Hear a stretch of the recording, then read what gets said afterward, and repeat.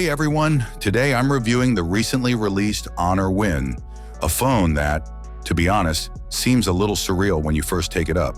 A large 10,000 milliampere-hours battery crammed into a surprisingly thin body is the standout feature that is hard to overlook. Honor didn't stop there, even if it alone puts it in a distinct category.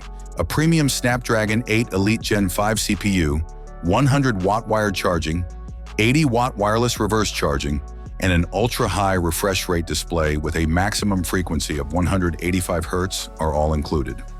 Although it seems extravagant on paper, it actually begins to make sense when used on a daily basis. The thickness, or rather, the absence of it, was what truly caught me off guard.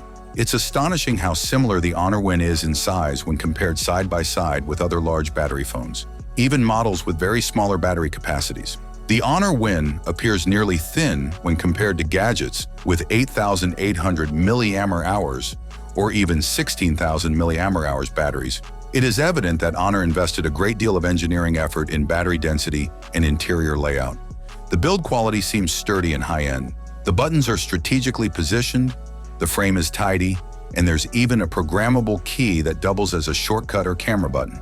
Stereo speakers, a USB-C port, a SIM tray, and other necessities are all conveniently located. When you turn it on, Magic OS launches right away, and performance is immediately apparent. Benchmark numbers, which are approaching 4 million on Antutu, are, to be honest, absurd. Reaching 1 million was major news a couple years ago, and now we're here. This level of performance makes everything feel instantaneous, even if you're not an avid player. Even casual users are more than covered when it comes to gaming. Smooth gameplay with no discernible throttling is made possible by the Snapdragon 8 Elite Gen 5, the high refresh rate display, and the cooling fan. Although the refresh rate of 185 Hz may seem excessive, scrolling, animations, and compatible games all feel very smooth. Although it's not the primary focus, the camera performance is respectable. With strong detail and consistent exposure, the primary camera produces good results in both daylight and nighttime photographs. On the other hand, the secondary cameras seem more mediocre.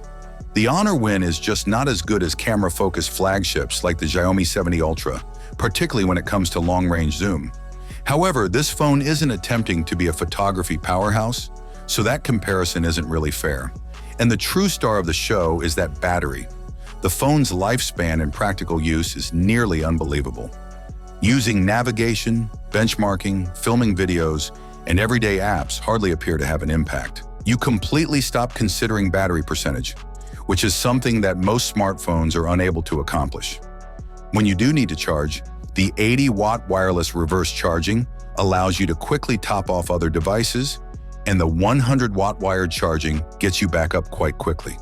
So the Honor Win makes a powerful impact. It's not a phone for everyone, particularly if camera performance is your main concern, but it's a highly attractive package for power users, gamers, and anyone who appreciates long battery life and superior performance. The Honor Win stands out in a crowded smartphone market just by combining flagship-level speed, incredible endurance, and a surprisingly manageable physical factor. Thanks for watching. If you have any questions, I'll be waiting for them in the comments. Have a nice day and God bless you.